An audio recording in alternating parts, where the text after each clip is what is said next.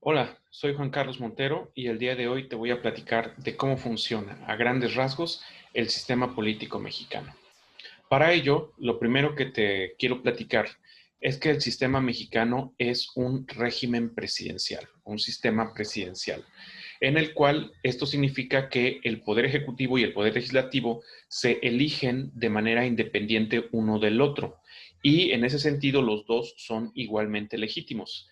Esto significa que los dos hablan a nombre del pueblo, a nombre de la ciudadanía, a nombre del electorado. Esto es diferente de los sistemas parlamentarios en donde el poder ejecutivo es designado o deriva directamente de la formación de alianzas al interior del Parlamento. En los sistemas parlamentarios, el primer ministro cuenta con una mayoría parlamentaria y en consecuencia cuenta con el respaldo para impulsar su agenda de gobierno, las políticas públicas, los proyectos que quiera impulsar. En el sistema presidencial, la separación entre ejecutivo y legislativo implica que el presidente tiene que negociar todos sus proyectos, toda su agenda de gobierno con el poder legislativo. Incluso, aunque la mayoría política corresponda con el partido del presidente, el presidente igualmente tiene que negociar con su partido. Y esto se agrava cuando la mayoría es controlada por la oposición, en donde la mayoría puede detener la agenda de gobierno, generando una parálisis gubernamental o un lockdown, como se conoce en inglés, y que podemos hablar de una crisis de gobierno. Hemos visto ejemplos de esto en el caso de Estados Unidos, donde se ha visto el shutdown del gobierno, el apagón del gobierno ante la incapacidad de negociar un presupuesto, y se ve constantemente en los sistemas presidenciales ante la imposibilidad de impulsar reformas que necesita el presidente en sus gobiernos. Entonces, esto además se agrava o se fortalece, dependiendo del punto de vista de cada uno de ustedes, a partir de observar la división bicameral del poder legislativo. Esto es la existencia de una Cámara de Diputados y una Cámara de Senadores, ya que esto significa que el presidente tiene que negociar su agenda de gobierno tanto con la Cámara de Diputados como con la Cámara de Senadores. Este es un mecanismo de control para evitar que si hay mayoría de un partido en una Cámara, que no la haya o que sea difícil que también se repita en la siguiente Cámara. También debemos tener en cuenta el que las cámaras tienen distintos periodos. La Cámara de Diputados se renueva cada 3 años y la de Senadores cada 6 años, lo que permite una recomposición cada 3 años de la Cámara de Diputados y romper o fortalecer las alianzas que se pudieran establecer entre los poderes ejecutivo y legislativo. Entonces, ese es el primer punto de partida. México tiene un sistema presidencial. El presidente y el Poder Ejecutivo y el Legislativo se eligen de manera independiente y eso obliga al Ejecutivo a tener que negociar su agenda de gobierno con el Legislativo. Y aunque el Ejecutivo cuente con una mayoría en el Legislativo, esto no significará que tenga por default todo el apoyo de la mayoría. México, de acuerdo a la Constitución, es definido como una república democrática, representativa, laica y federal. Esto significa, primero, que tenemos división de poderes. En segundo lugar, que hay elecciones periódicas. En tercer lugar, que elegimos a representantes debido al tamaño de nuestra población y de nuestro país. No podemos participar directamente en los procesos de toma de decisiones. En cuarto lugar, que no existe una religión oficial y finalmente que tenemos un orden federal. El nombre derivado del federalismo y de la historia que tiene nuestro país, el nombre oficial es Estados Unidos Mexicanos y en el nombre hacemos referencia justamente a la organización federal con que cuenta nuestro país. El federalismo se puede entender como la coexistencia de pluralidades y aquí tenemos que reconocer la complejidad que vive nuestro país al entender que México es un país muy grande y que la realidad que se vive en el norte, en el sur, en las penínsulas de Baja California o de Yucatán son completamente distintas y entonces nos unimos en un solo país que se llama Estados Unidos Mexicanos, respetando estas pluralidades. El federalismo implica la existencia de al menos dos órdenes de gobierno. El gobierno federal, encabezado por el presidente de la República, pero también con un poder legislativo y judicial, y también gobiernos subnacionales, que en el caso mexicano son los estados y los municipios. El federalismo implica una distribución de competencias que se hace a través de la Constitución y de distintas leyes. Nos vamos a encontrar con competencias explícitas, implícitas y concurrentes. Las atribuciones explícitas son aquellas que están mencionadas de manera explícita en alguna ley, que puede ser la Constitución o leyes como la Ley General de Salud, la Ley General de Educación, entre muchas otras. Las implícitas son las que están establecidas en el artículo 124 constitucional, en donde se establece que las atribuciones de los estados son todas aquellas que no están mencionadas explícitamente en la Constitución. Solo son aquellas establecidas en el artículo 124 constitucional. Y las concurrentes se refieren a las materias en que puede concurrir más de un orden de gobierno.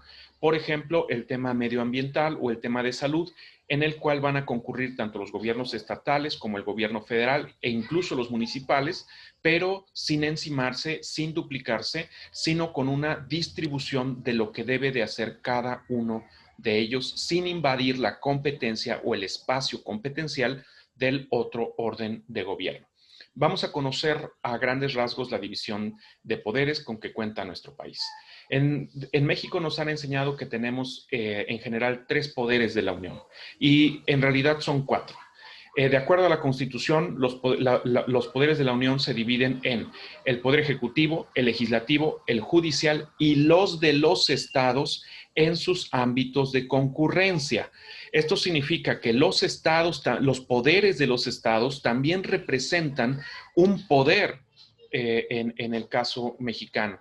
Entonces podríamos observar una división de poderes muy parecidas a este esquema que estoy presentándoles, en donde vemos en un mismo nivel, al poder ejecutivo, al legislativo, al judicial y a los de los estados. Esto es bien importante porque esto significa que los gobernadores no están por debajo del presidente, están en el mismo nivel.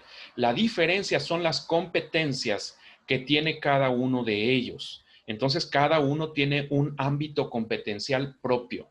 Lo mismo con el legislativo. Los diputados federales y los senadores no están por encima de los diputados de los estados, los diputados locales. Cada estado tiene un congreso. El único que tiene un nombre distinto es la Ciudad de México, que tiene una asamblea legislativa, pero los 31 estados y la Ciudad de México tienen su propio congreso, y los diputados locales no son menos que un diputado federal o que un senador. Simplemente tienen un ámbito competencial distinto, pero están en el mismo nivel. Lo mismo con el caso del Poder Judicial, en donde el Poder Judicial federal no está por encima del Poder Judicial, de los Poderes Judiciales estatales, simplemente tienen ámbitos competenciales distintos, pero están en el mismo nivel. Lo único que está por encima de ellos es la Constitución Política de los Estados Unidos Mexicanos, y quizá, por señalar un detalle, entre ellos y la Constitución podríamos ubicar a la Suprema Corte de Justicia de la Nación, la cual es un tribunal constitucional.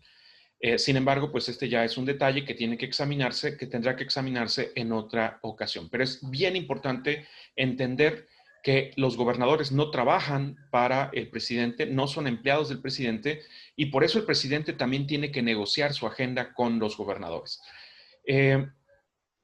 En términos federales, también tendríamos que incorporar aquí a los presidentes municipales, porque los municipios son autónomos, pero no tienen el mismo ámbito competencial que los estados o que la federación. Entonces, la división de poderes implica no que hay 3, hay 4 poderes o incluso más, si es que contamos cada uno de los poderes de los estados. Entonces, esta es la organización federal. A nivel federal, bueno, perdón, ¿cómo se integran los poderes? El poder ejecutivo, hay 3 poderes ejecutivos: el presidente de la República, 32 gobernadores y un ejecutivo que es a nivel municipal, que son los presidentes municipales. Sin embargo, a nivel legislativo, solamente nos vamos a encontrar con 2, con la representación federal y con la representación en los estados de la República. A nivel federal, el Poder Legislativo se deposita en el Congreso de la Unión, y a nivel estatal se deposita en los congresos locales. Los municipios no tienen un poder legislativo. El cabildo municipal, donde participan regidores y síndicos, si bien aprueban reglamentos u ordenamientos, no aprueban leyes. Entonces, no crean leyes. Por eso el cabildo municipal no es propiamente un poder legislativo. Y a nivel y poder judicial, también solo vamos a tener un poder judicial federal y un poder judicial estatal. El Poder Judicial Federal se divide en Suprema Corte de Justicia de la Nación, el Tribunal Electoral del Poder Judicial de la Federación, tribunales unitarios y colegiados de circuito y juzgados de distrito. A nivel estatal, cada estado tendrá sus propios juzgados y sus propios tribunales, siendo las cabezas de los judiciales estatales sus tribunales superiores de justicia. ¿Cómo están integrados los poderes federales? Bueno, el presidente de la República es el titular del Ejecutivo Federal, dura en su encargo 6 años, es elegido por el principio de mayoría relativa, diferente de otros sistemas que son de mayoría absoluta, como el caso francés, como el caso chileno, en donde para ganar necesitas alcanzar el 50% más uno de los votos. La mayoría relativa, que es el caso mexicano, solo tienes que lograr una mayoría de votos, sin importar qué mayoría sea esta, para poder ganar la elección. El problema de la mayoría relativa es que en ocasiones con un 36% de los votos puedes ganar, aunque esto signifique que el 64% de los electores votaron por una opción distinta a la del ganador. El presidente mexicano no se puede reelegir y ejerce las funciones de jefe de Estado y jefe de gobierno. El poder legislativo se deposita en el Congreso de la Unión. El Congreso de la Unión, a su vez, se divide en 2 cámaras, la Cámara de Diputados y la Cámara de Senadores. La Cámara de Diputados se integra por 500 diputados, 300 son electos por el principio de mayoría relativa, 200 por el de representación proporcional. Duran 3 años y se pueden reelegir hasta durar máximo 12 años. La Cámara de Senadores se integra por 128 senadores, 64 son elegidos por el principio de mayoría relativa, 32 por la primera minoría y 32 por representación proporcional. Duran 6 años en su encargo y también se pueden reelegir.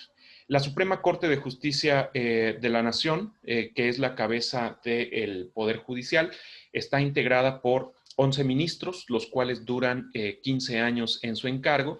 Son elegidos por el Senado a través de una terna que es propuesta por el presidente de la República.